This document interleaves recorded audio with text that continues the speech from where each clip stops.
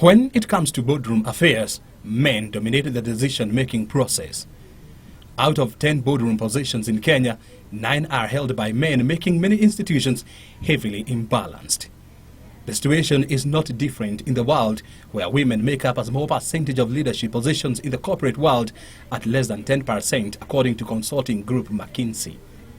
In Africa, Kenya leads the continent in the number of women in boardroom positions, mainly due to affirmative action in the public sector, with 12.5% of all boardroom positions held by women. Women's potential is central to ensuring sustainable and inclusive development, as well as boosting economic growth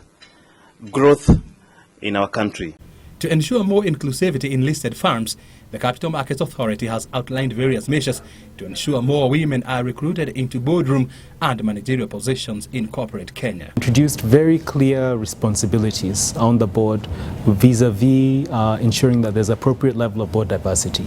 That is challenging the board, one, to establish a dedicated nominations committee that's charged with really identifying the succession strategy, as it were, for the board and identifying new members, and in doing that to make sure they're doing an appropriate analysis of their skill sets, their gender balance, their age ratios, as well as their historical experience.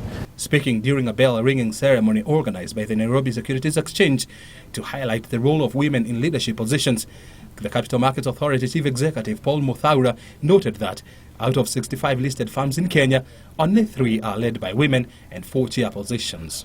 To achieve a higher women representation in leadership positions, the United Nations is encouraging more companies to recruit more women in their boardrooms. We have to change, and we have to change our organizations to reflect that change.